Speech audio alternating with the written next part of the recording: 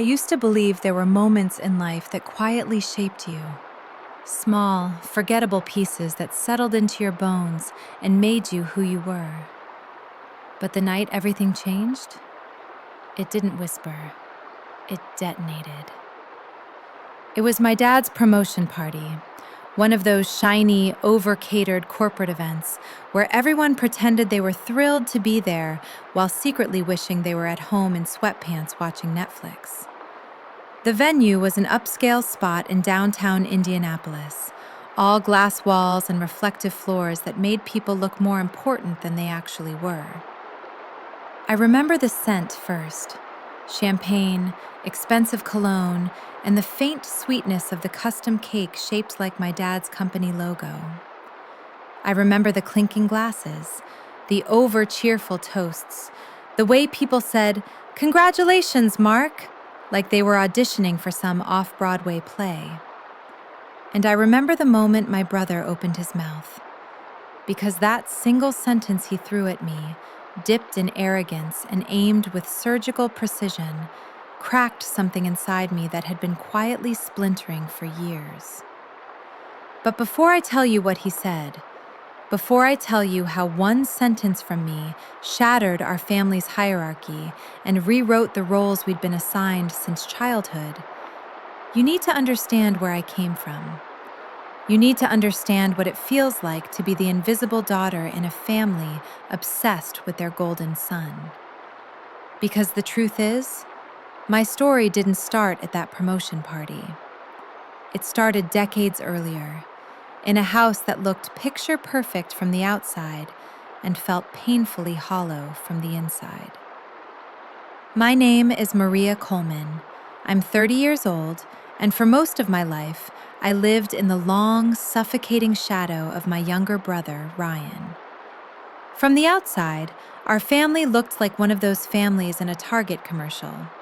Cozy, middle class, friendly, and probably arguing over who gets the last slice of pizza. We lived in a quiet Indianapolis neighborhood where every lawn looked like it had been trimmed by an angel with OCD. My mom was a nurse. My dad was climbing the endless ladder of corporate America. We went to church on Christmas. We hosted barbecues in the summer. Picture perfect. Except it wasn't. Because while other families talked about treating their kids equally, mine practically had a neon billboard in the front yard flashing, "We play favorites. Guess who?" Ryan was younger. Ryan was the miracle baby. Ryan had health problems as a toddler, months in and out of the hospital, and that carved him into something sacred in my parents' minds. Their miracle child, their fragile little prince. Except fragile little princes grow up, get handed everything, and eventually turn into men who have no clue what consequences feel like. Me? I was the independent one, the responsible one, the girl they didn't have to worry about. Not because I was thriving, but because they simply didn't look. People think being the independent kid is a compliment. It's not. It's code for, "We don't have time for you. We assume you'll be fine on your own." We're putting our energy into the other one. By 15, I was working weekends at a bakery, scrubbing floors, kneading dough, breathing in the smell of yeast that clung to my clothes even after long showers. Every dollar I saved was for college, not because my parents couldn't help, but because the money they could have used for me was funneled into Ryan's enrichment, Ryan's summer programs, Ryan's private lessons, Ryan's potential. Meanwhile, I was the kid who brought home straight A's, scholarship offers, academic recognition, and was met with, "That's nice, Maria. Have you seen the new award your brother got?" No matter what I achieved, Ryan was the sun, and I was a star they assumed could shine without fuel. But there was one person who never treated me like background noise. My grandma. She was the kind of woman who made people quieter just by being in the room. Not loud, not flashy, just still. intentional. Sharp in a way that made you sit up straighter. She saw things people didn't see. She especially saw me. When I was 16, she gave me something that would change my life more than any diploma ever did. A weathered copy of The Intelligent Investor by Benjamin Graham. "This is worth more than their empty promises," she told me, sliding the book across her kitchen table. "Learn how money moves, Maria. When you understand that, no one will ever be able to control your life." She taught me how to read stock charts, how to invest tiny amounts consistently, how to see opportunity where others saw risk. We used my bakery savings, barely $200, to open a small investment account. I remember her smile when that $200 turned into $500. "That's the beginning," she said, "not the end." She believed in me long before I learned how to believe in myself. And thank God she did, because the rest of my family sure didn't. By 18, I left Indianapolis without looking back. I got into a finance program in Louisville, something I'd fought tooth and nail for. And my parents didn't even pretend to understand it. Finance? Why not something social, something fun, something creative? Because finance was boring in their eyes, and more importantly, it didn't fit into the narrative of Ryan being the one destined for greatness. But leaving home was the first taste of oxygen I'd had in years. Louisville wasn't glamorous, but it was mine. It was where people saw me without comparing me to my brother. College wasn't easy. I worked part-time jobs, took extra credits, and lived off cheap noodles and discount store brand cereal. But it was the first time my effort actually equaled results. People respected me. Professors recognized my talent. Employers noticed my precision. And somewhere along the way, I started to realize something groundbreaking. I wasn't invisible. I had just been looking for validation in the wrong places. After graduation, I joined a small financial startup. Scrappy, underfunded, chaotic, but willing to take a chance on me. I worked late nights with the glow of spreadsheets burning into my retinas, drank more coffee than water, and found myself obsessing over patterns and probabilities, the way artists obsessed over color palettes. And it paid off. My predictions hit. My analysis had accuracy. My risks were calculated, not reckless. My equity stake grew. 3 years later, when the company got acquired, my payout wasn't just life-changing, it was life-defining. But I didn't flaunt it. I didn't tell my family. I didn't post it online. Because after years of being ignored, keeping my success private felt like power. By 2020, my investments, crypto, stocks, real estate, had grown enough for me to buy a penthouse in Monaco. A quiet, breathtaking place overlooking the water. A place I thought I'd escape to someday when I was ready to retire from the world. But I kept it secret, even from my parents. Because if they didn't care enough to ask about my life, why should I volunteer anything? And for a while, that silence worked. Until Ryan got bored with the pedestal he'd been placed on and decided to start reaching for things that didn't belong to him. I didn't go back to Indianapolis often. Louisville had become more than a city. It was the place where my lungs finally felt full, where I wasn't competing with a ghost version of the child my parents wished I'd been. I had my routines, my community, my life. But when my dad got promoted to regional director, a milestone he had been chasing for nearly 2 decades, I knew I had to show up. It wasn't because I thought my presence mattered to them. It was because it mattered to me. A boundary, a gesture, a reminder that I could honor major family events without slipping back into the role they assigned me at birth. the dependable daughter who didn't need anything. Still, the idea of returning to that environment made something tight coil in my stomach. Memories came back in flashes, the way dinner conversations always revolved around Ryan, the way my achievements were treated like footnotes, the way my mother always said, "Maria's fine," like it was some permanent state of being, not a person with needs. The night before the party, I barely slept. I told myself it was because I had early meetings that morning, but deep down, I knew it was the dread. And I was right to be uneasy, because that night wouldn't just be uncomfortable, it would be catastrophic. The venue was one of those modern corporate event spaces, cold, shiny, and designed to look expensive even if the rental fee was probably tax-deductible. Cars lined the valet area. People in tailored suits and cocktail dresses stepped out, brushing imaginary wrinkles from their fabrics before walking inside. I arrived in a navy-fitted dress, elegant, minimal, powerful without trying too hard. My grandmother would have called it my quiet money dress. The moment I stepped inside, I felt it. That shift.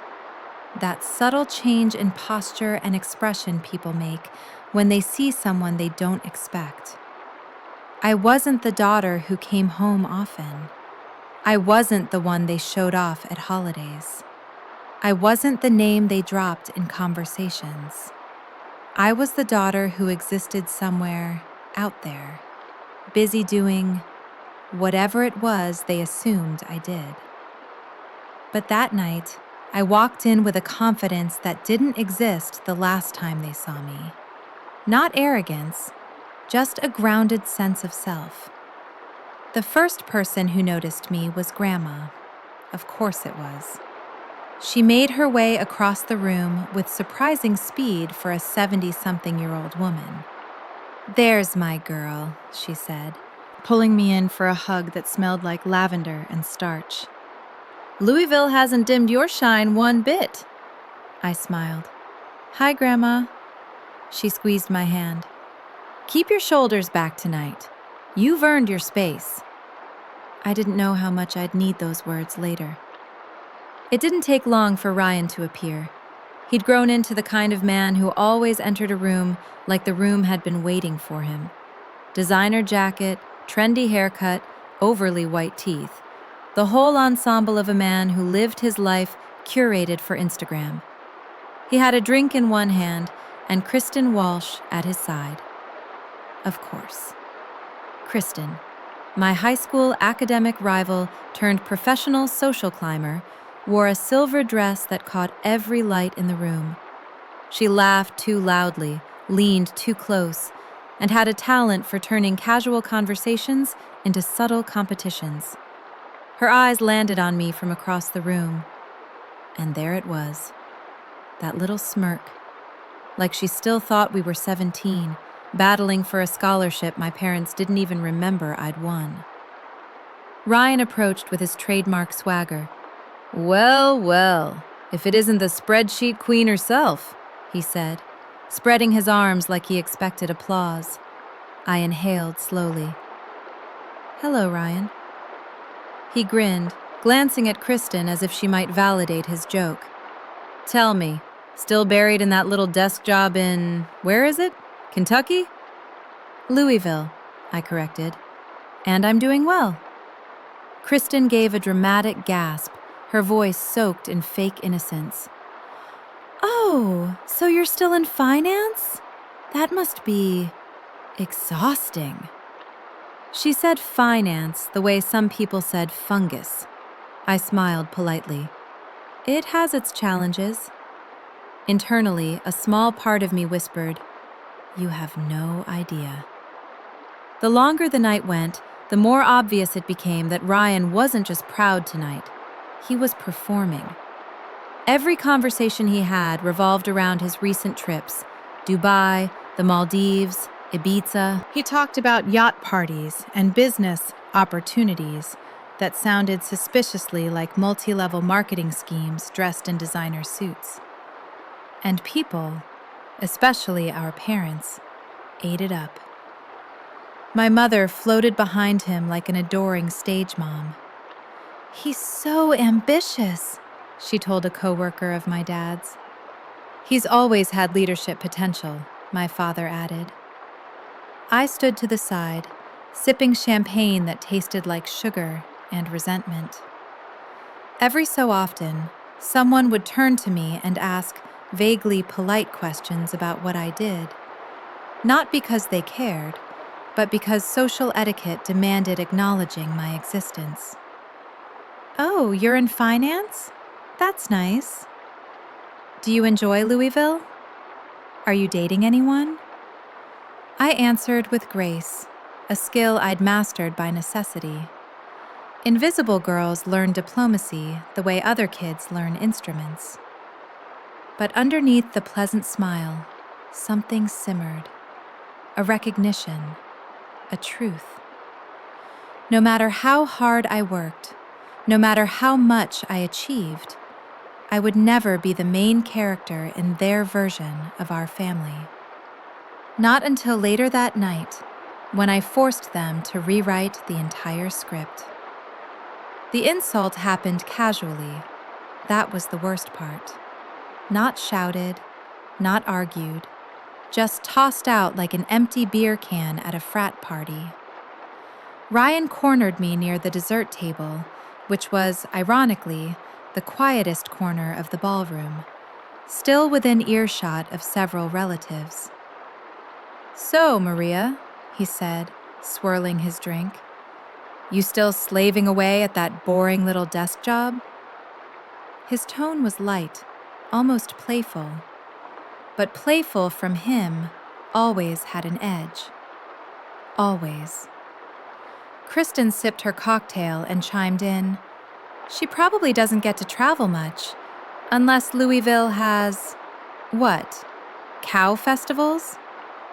Her laugh was sharp, practiced, the kind of laugh that sought witnesses. People nearby chuckled. Something inside me, something small and fragile, cracked. Not because the words were new, but because the pattern was old, exhaustingly old. Years and years of dismissal. Years of being the footnote to my brother's headline. And suddenly, I couldn't swallow it anymore. My heart thundered. My grandmother's voice echoed in my mind. "You've earned your space." So when Ryan smirked and said, "Still stuck in the same place, sis?" I lifted my chin. And for the first time in my life, I didn't stay small. "I own a penthouse in Monaco." The words slipped out, smooth, quiet, but sharp enough to slice the air in half. The effect was instant. Ryan's smirk fell off his face like it had been slapped off. Kristen froze, her glass halfway to her lips. My mom, standing a few feet away, gasped so loudly heads turned. My dad dropped his fork. The clatter echoed. Conversations around us dimmed as people looked over. It was like someone hit pause on the entire room. Then Ryan recovered, or tried to. "You're lying," he snapped, his voice too loud, too desperate. "You? A penthouse? In Monaco?" He stepped closer, invading my space the way he always did when he wanted dominance. "Where would you even get that kind of money, Maria? Don't embarrass yourself." I held his gaze. "I'm not embarrassed, and it's true." Kristen scoffed, crossing her arms. "She's exaggerating, obviously." But no one was listening to her anymore. Because the balance of power, the unspoken hierarchy of our family, had shifted. People who'd ignored me were now staring, whispering, rethinking everything they assumed. And Ryan saw it, felt it, panicked from it. He flushed red, gripping the edge of a table like he needed something to hold on to. "No, there's no way you—" But he stopped, because beneath his anger, something flickered, something I recognized immediately. Fear. Not fear of me, fear of what my success meant for the role he'd been assigned. Fear that the invisible sister had outgrown the pedestal he'd been given at birth. Fear that I was no longer someone he could underestimate. Earlier that night, before the confrontation, he had asked me something strange, something I ignored at the time. "So, do you ever deal with finances in Monaco?" His tone had been too casual, too forced. Back then, I brushed it off as another attempt to mock me. But now, as he stood in front of me, red-faced and unraveling, that question hit me like a cold wave. How did he even know I had anything tied to Monaco? Why ask about finances there? Why that country? Why that moment? He wasn't smart enough to stumble onto something like that by coincidence, which meant he knew something, or he'd been looking. And suddenly, the celebration didn't feel like a celebration anymore. It felt like a warning. Something was wrong, deeply wrong. I didn't know yet that my brother had already started crossing lines, not just emotionally, not just socially, legally. But the first domino had fallen, even if I didn't see it yet. The party never recovered after that. My parents tried to return to normal conversation, but their words were thin, brittle, like they were afraid of breathing wrong and triggering another emotional explosion. My aunt and uncle observed me with new scrutiny, as if they were reevaluating the girl they once dismissed for their golden nephew. Kristen whispered something to Ryan and tugged his arm, but he didn't move. His eyes stayed glued to me, burning with a cocktail of jealousy, disbelief, and something darker. When I finally walked toward the exit, Grandma caught up to me. She touched my arm. "Proud of you," she whispered. "Not because of what you own, but because you finally spoke up."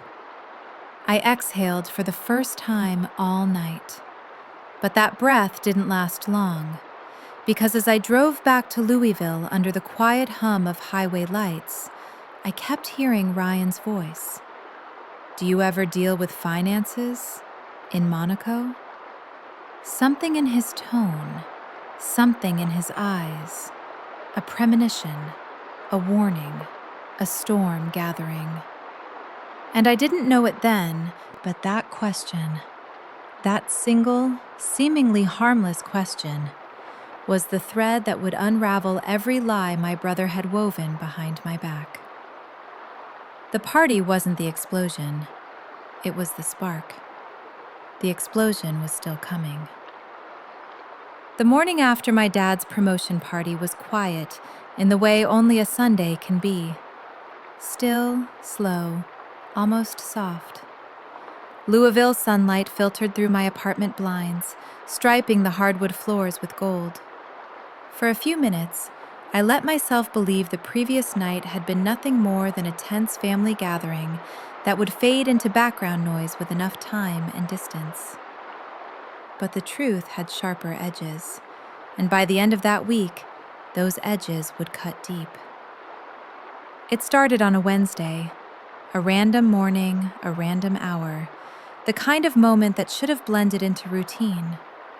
I made coffee, sat at my desk, powered on my laptop, ready to dive into spreadsheets and client projections.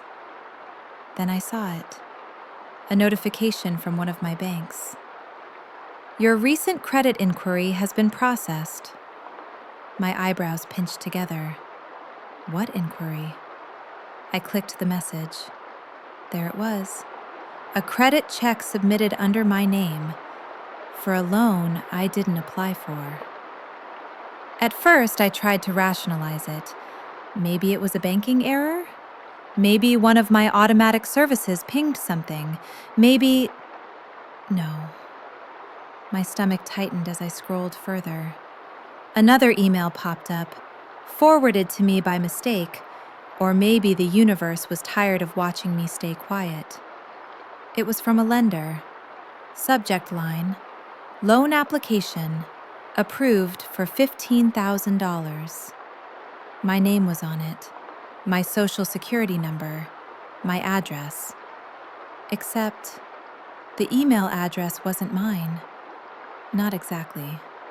It was one letter off, a near duplicate created to look legitimate at a glance, but just different enough to reroute communications to someone else.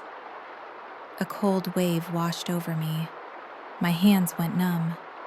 Someone had filled out a fake W-2. Someone had inflated my income. Someone had created a shadow version of me to borrow money. Someone had committed identity theft.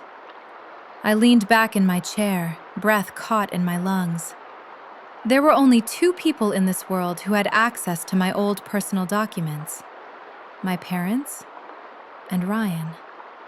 My parents didn't understand credit reports. Ryan didn't understand boundaries.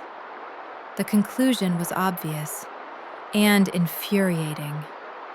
I pulled up everything I could, every file, every notification, every breadcrumb left behind. The loan application had been filed 2 weeks before the promotion party. Right around the same time Ryan asked me that bizarre question about finances in Monaco. It wasn't curiosity. It wasn't coincidence. It was reconnaissance. He was testing the waters, testing my awareness, testing how close he could get before I noticed. And he thought I wouldn't notice. Of course he did. To him, I was still the older sister who didn't need protection because they assumed I protect myself. The one who didn't need attention because I'd never demanded any. The one who, by default, would clean up his messes because family helps family. Except this wasn't a mess.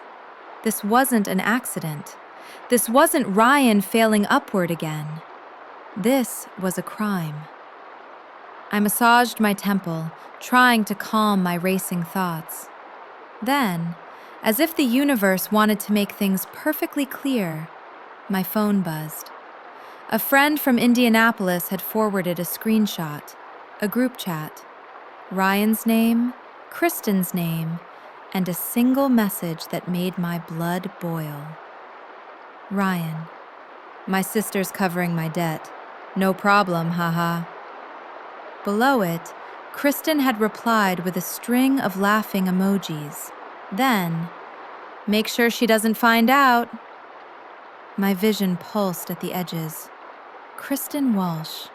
Miss, I wear silver dresses and sip champagne like I've accomplished anything, was in on it. Of course she was. She'd hated me since high school, since I won a scholarship she wanted, since my existence threatened the delicate ego she'd built her personality around. She wasn't just fueling Ryan's arrogance, she was helping him weaponize it. The two of them together were a Molotov cocktail. Careless, entitled, flammable. And they'd thrown the first match. Still shaking, I pulled up Ryan's Instagram out of morbid curiosity and instantly regretted it. There he was, posing on a Maldives beach like he owned the place, caption reading, "Big thanks to my family for making this happen."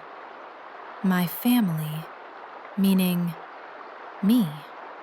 His followers, mostly people who believed everything he posted, left comments like, "Aw, your sister is so generous." Family goals. You're lucky to have her. My jaw clenched. Lucky? He stole my identity. He borrowed against my credit. He risked my financial security without blinking. Luck had nothing to do with it. Entitlement did. Manipulation did. Delusion did. And the longer I scrolled, the more nauseated I became. Every trip he bragged about, every hotel he checked into, every luxury experience he flaunted, all funded by a lifestyle built on lies and borrowed credibility. Borrowed from me. I needed clarity, answers, something. So, despite every sensible bone in my body screaming not to, I called my mother. She picked up on the second ring, breathless like she'd been waiting. "Maria, I'm so glad you called. Listen, your brother—" "Mom," I interrupted, voice tight.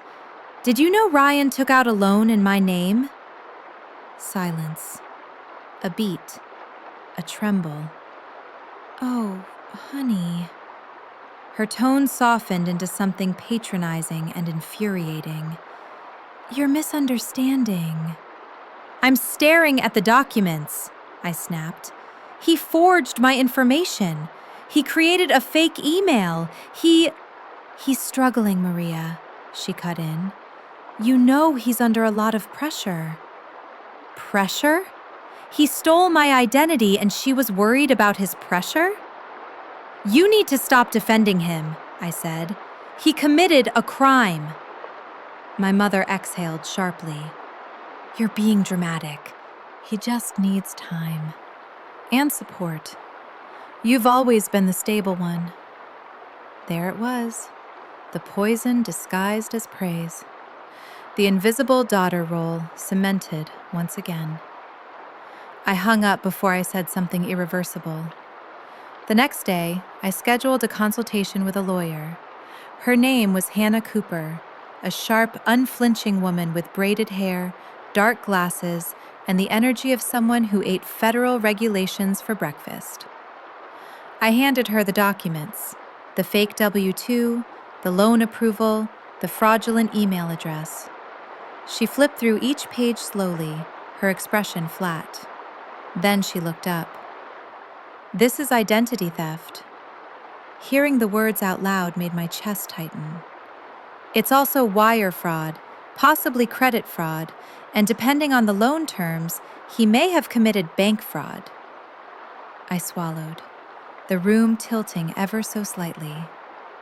"Your brother could face charges," she continued. "But before we go there, our first priority is freezing the loan and protecting your credit." I nodded. My voice cracked despite my best efforts. "He's my younger brother." "Family doesn't get to commit crimes for free," she said plainly. "Blood is not a legal defense." I blinked hard, holding back tears I didn't want to shed in front of her. She slid a box of tissues across the desk, not pitying, just practical, then added, "Women like you don't just get taken advantage of. They get expected to forgive it. Don't." Her words hit me in the sternum, because she was right. This wasn't just about the loan. This was a lifetime of being the emotional safety net for people who never bothered to ask if I needed anything in return. And I was done.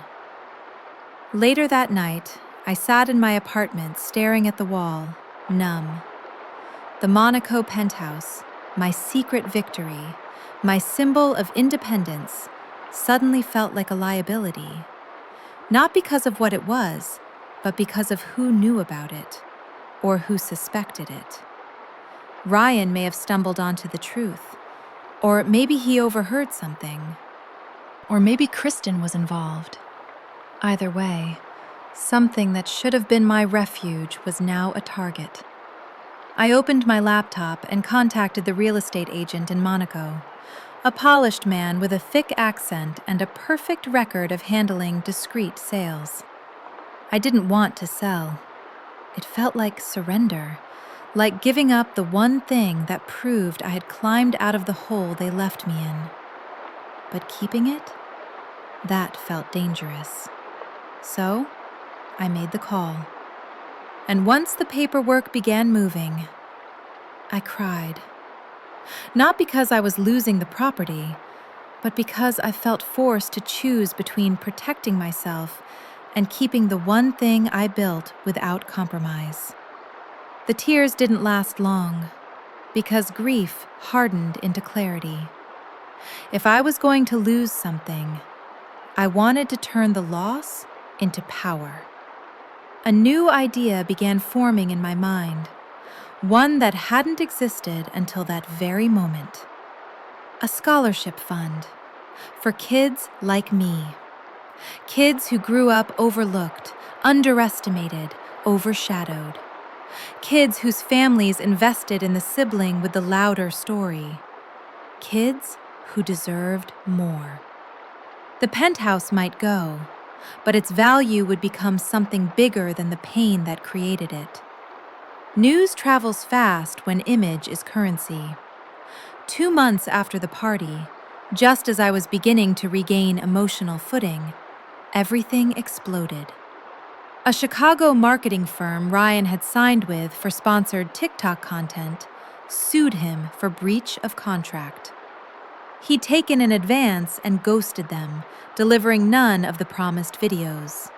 Screenshots leaked, emails surfaced, fans turned on him. But the worst part, and strangely the most validating, came next. Kristen Walsh, the unofficial puppet master of his ego, leaked a phone call. In that recording, Ryan said, "Those idiots don't deserve my time. And my sister? Please. She's sitting on money she doesn't even use. Stingy, boring, stuck up.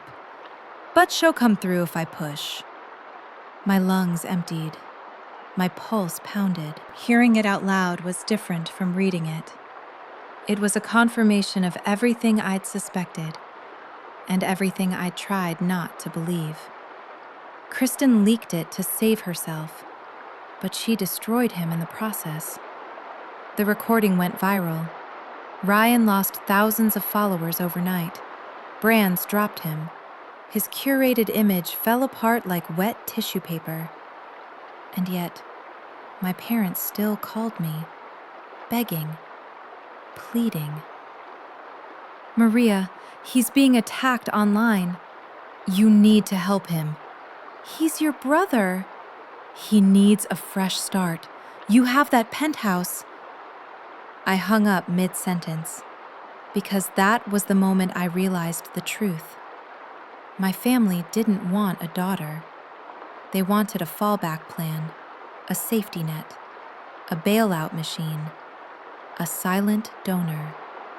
And I was done funding their delusions. Ryan texted me only once. "We're family. Sell the penthouse. Help me out. I'd do it for you." A lie, a manipulation, a final attempt to reel me back into the role he depended on, the dependable sister. I stared at the message for several seconds. Then I typed 2 words: "Face consequences," and I blocked him. It was quiet, anticlimactic, not the dramatic showdown movies always show, but it was final. It was freedom. Because once someone steals your identity, mocks your existence, drains your credit, demands your help, and still believes they're entitled to your silence, something happens inside you. Something irreversible. You stop asking why they hurt you, and you start asking why you ever let them. That shift, that internal pivot, is what Part 4 is really about. The decision to finally stand up, the plan to never bend again. Louisville became my sanctuary again in the weeks that followed. But sanctuary didn't mean peace. It meant clarity. Every voicemail from my mother, every text from my father, every attempt from my aunt and uncle to smooth things over, every whisper from extended relatives who barely knew me but always had opinions, all of it reinforced one truth. They weren't sorry for what Ryan did. They were sorry I found out. They didn't care about the damage done to my finances, my name, my privacy. They cared about the inconvenience of having to deal with the mess he created. And they expected me, the dependable daughter, to fix it, quietly, gently, invisibly, like always. But the version of me they'd always counted on was gone. Maybe she'd never existed. Maybe she was just a survival tactic. Either way, I wasn't her anymore. So I made a decision.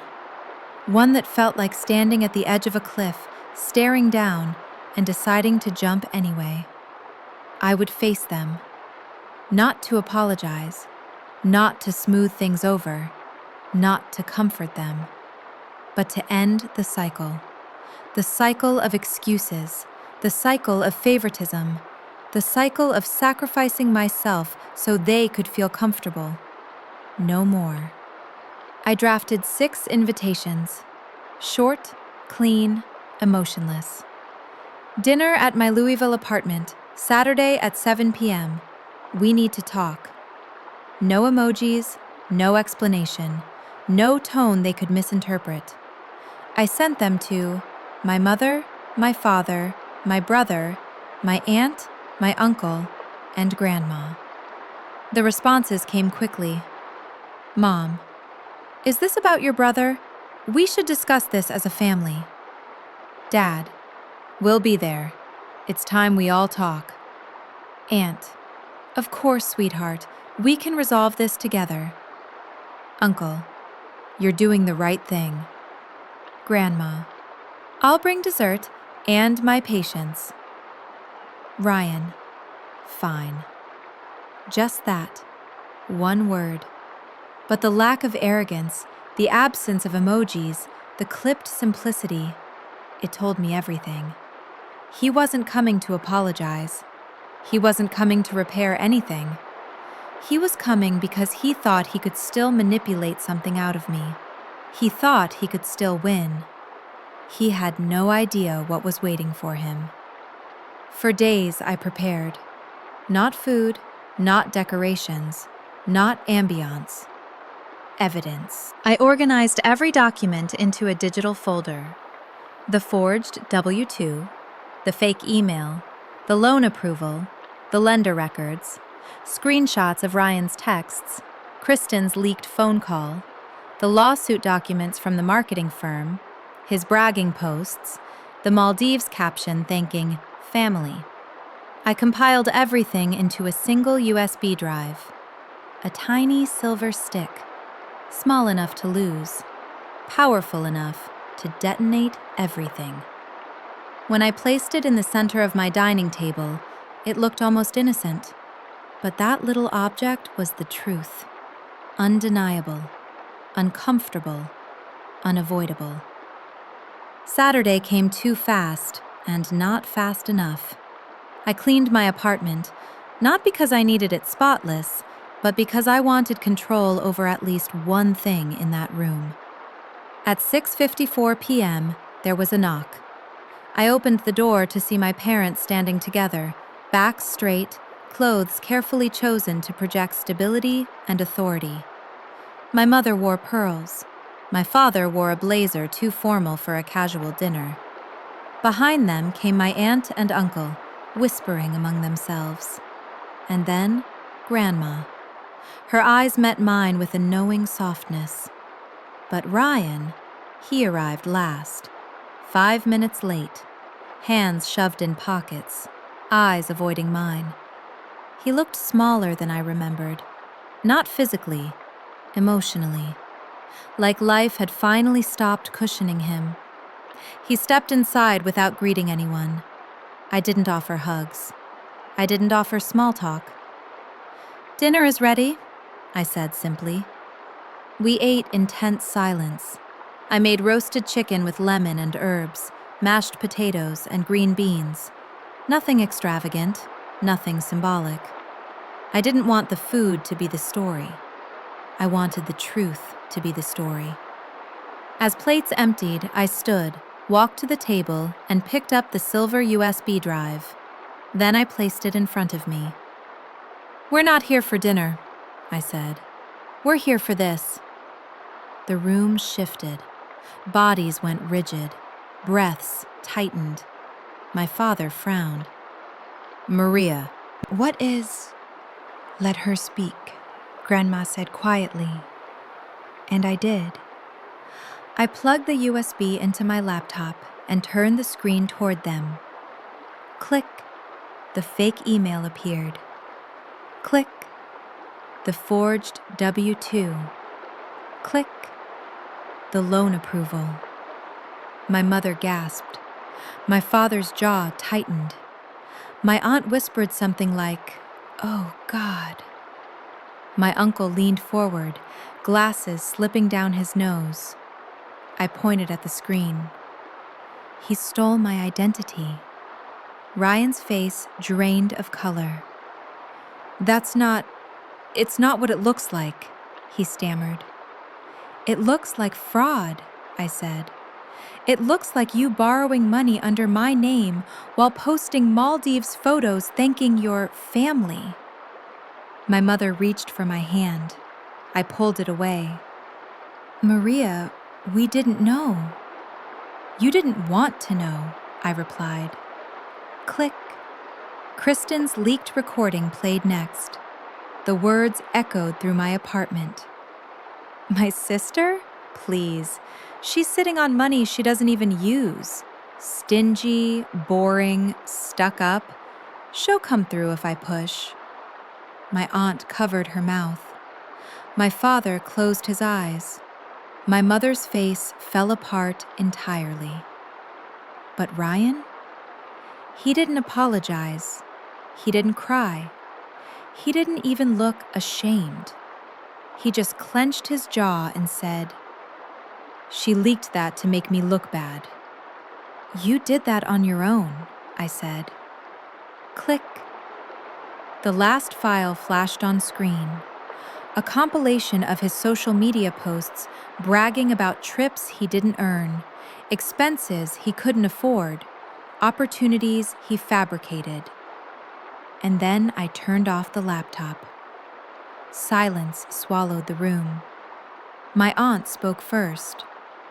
"You're being too hard on him, Maria. He's young." "He's 28, I said flatly. "And this isn't a mistake. It's a pattern." My uncle cleared his throat. "Families help each other. Maybe we can find a solution that doesn't involve legal consequences," I finished for him. "Because that's exactly what this involves." My father finally spoke. "What do you want from us, Maria?" His tone wasn't angry. It wasn't defensive.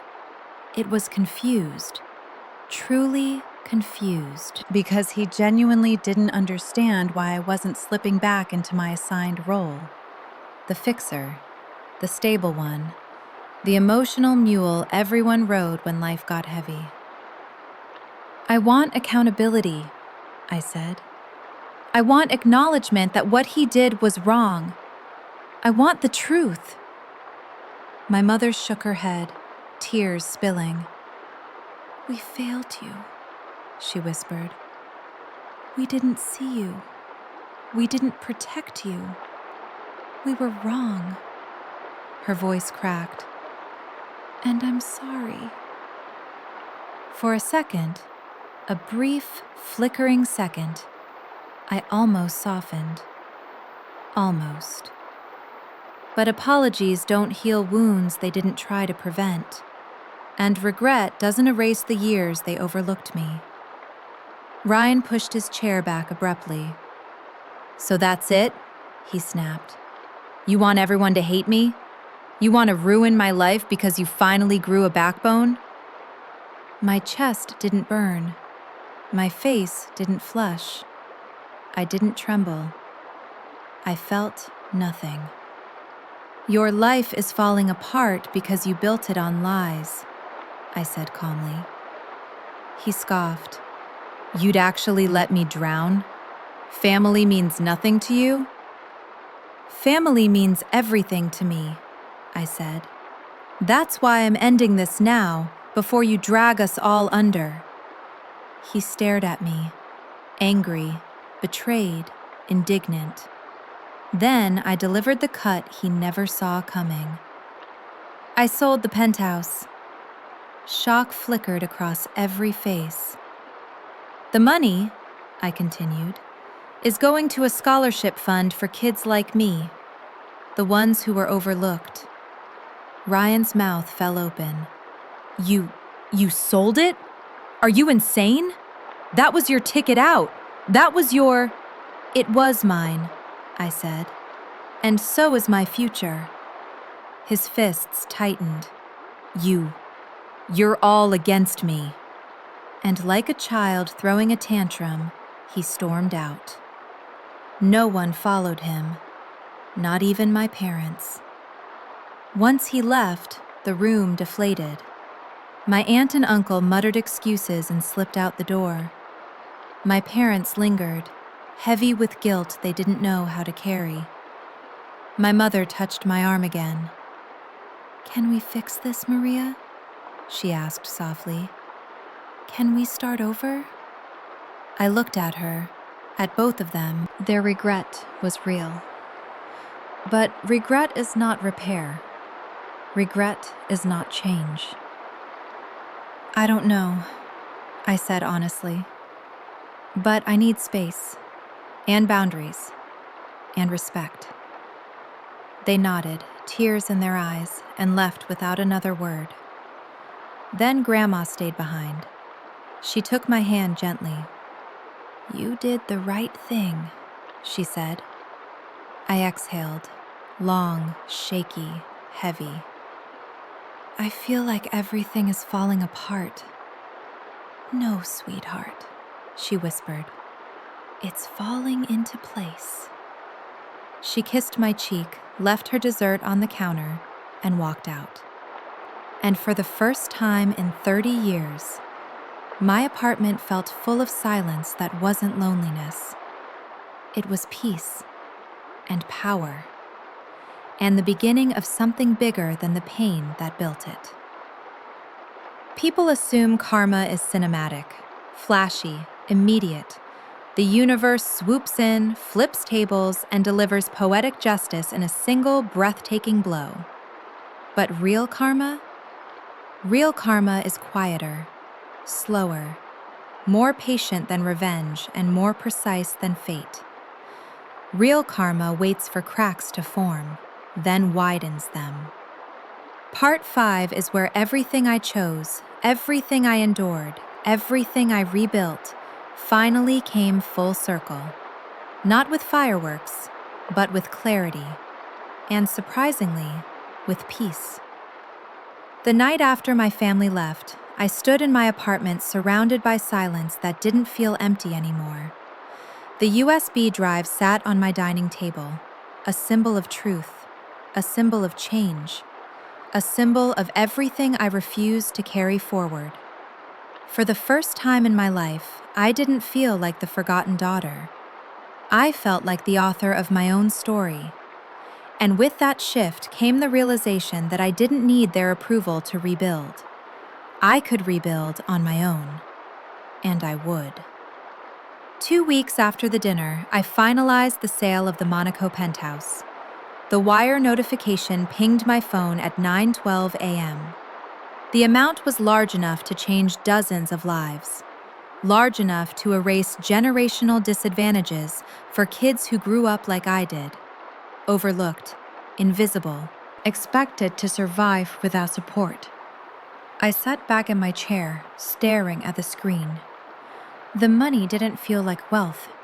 It felt like liberation. I immediately called Hannah Cooper, my lawyer, who referred me to a financial advisor named Anthony Green, a former nonprofit strategist with a brain like a calculator and a heart like a social worker. We met at a cafe in Louisville, a small brick place with quiet corners and good espresso. He listened to my idea, the scholarship fund, with genuine interest. When I finished, He leaned back and nodded slowly. "You're not just creating financial aid," he said. "You're creating a second chance for kids who were denied their first." I swallowed hard. "That's the goal." He smiled. "And we're going to build this right. Transparent, ethical, scalable. Something that outlives all of us." For the first time in months, someone wasn't dismissing me.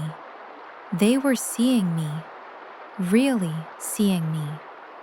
Anthony asked me what I wanted to name it.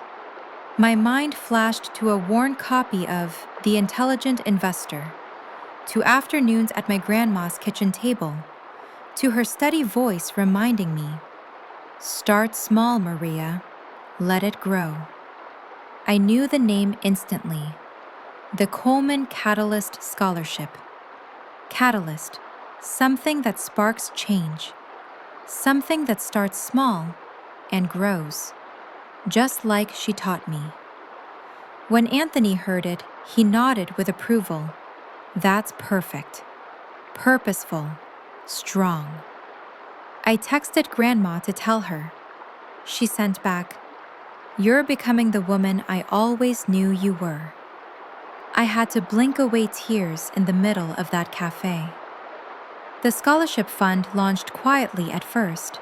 A website, an announcement, a few shared posts from colleagues and nonprofits. I didn't want a spotlight. I wanted impact. Applications opened on a Monday morning. By Wednesday, we had nearly 600 submissions. By Friday, over 1,200. Kids from Louisville, kids from Indianapolis, kids from small rural towns I'd never heard of, kids who worked part-time jobs, kids who grew up raising younger siblings, kids whose families gave everything to the child who needed the most help, leaving them to fend for themselves emotionally or financially. Kids like me. I read every single application, every story, every struggle. I cried more times than I'd admit. I saw myself in each one. The loneliness, the resilience, the pressure to stay strong because no one ever asked if you were okay. Helping them didn't heal my childhood, but it healed something in my adulthood. Karma didn't hit Ryan like a speeding train. It chipped at him slowly, consistently, inevitably. A friend of mine in Chicago texted me updates sometimes, not out of gossip, but because she knew closure could help me let go completely. Here's what trickled in. The marketing firm lawsuit went public. He was ordered to repay the advance plus damages. Sponsors pulled out. Having him as a brand ambassador became a liability. His Instagram engagement tanked. No one wanted to be associated with entitlement after the leaked recording. Kristen ghosted him. She vanished from social media entirely and left him to flounder alone. His friends distanced themselves. People love confidence. They abandon consequence. He moved out of his expensive apartment. A friend said he was sleeping on a couch. He tried applying for jobs, but his reputation followed him. He reached out to my parents, demanding help, crying, begging. But my parents, for the first time in their lives, told him, "We can't fix this for you." They didn't say it out of anger. They said it out of exhaustion and realism, because even they had finally realized the truth. Coddling had not raised a man. It had raised a problem. But here's the part people don't expect. I didn't celebrate his downfall. I didn't revel in his suffering. I wasn't vindictive. Because his karma wasn't my revenge. It was his consequence. I didn't need him to be ruined. I just needed him to stop ruining me. My mother began leaving voicemails. Long ones, soft ones, ones layered with a kind of sorrow I didn't know she had. Maria, we see things differently now. We didn't realize what we were asking of you. We want to rebuild, slowly, carefully. We love you. We always did. We didn't look closely enough. My father texted in short, stilted messages. Thinking of you. Hope the fund is going well. Let us know if you'd ever like to talk. And I felt complicated. They weren't villains, just flawed humans who made flawed choices. Humans who finally saw the consequences of their blind spots. But forgiveness is not a switch. It's a slower process. A process I hadn't started yet. At work, something unexpected happened. My boss called me into her glass-walled office, the city skyline stretching behind her. She folded her hands. Maria, the board has been watching your performance. The acquisition, the risk projections, the accuracy of your calls. My pulse quickened. We want to promote you to Director of Financial Strategy. I stared at her. It wasn't disbelief. It was validation, recognition, a seat at a table I had built for myself. She smiled warmly. You're sharp, you're ethical, you're unshakable. We want more leaders like you. For the first time in a long time, I allowed myself to feel proud. Not modest, not muted, not apologetic. Proud. Because I earned this, every inch of it. 6 months after the scholarship fund opened, I received a letter, a physical letter, handwritten, slightly smudged in places, the envelope decorated with tiny stars. It was from a teenage girl named Alyssa, one of the first scholarship recipients. Her handwriting looped big and hopeful. Dear Miss Coleman, I thought no one saw me. I thought no one would ever pick me. Your scholarship didn't just help me go to coding camp, it helped me believe I matter. My family loves me, but they have so much going on, and I always felt like I had to be the strong one. Thank you for choosing me. Thank you for reminding me that girls like us can do anything. I read it 3 times. Then I pressed it to my chest and cried. Tears of release. Tears of recognition. Tears of finally understanding that the universe sometimes takes the pieces that broke you and turns them into something that builds others. That letter didn't end my story, but it changed the meaning of it forever. By the end of that first year, everything looked different. My finances were secure, my scholarship fund was growing, my career had taken off. My parents were trying, not perfectly, not quickly, but genuinely. Grandma was healthier, prouder, brighter. Ryan was distant, and for the first time, I didn't feel responsible for closing the gap. My life wasn't defined by being the overlooked daughter anymore. I had stepped into a version of myself I didn't know was possible. A woman who didn't shrink. A woman who didn't apologize for taking up space. A woman who could turn pain into purpose. A woman who could build something bigger than the family that underestimated her. A woman who finally knew her worth.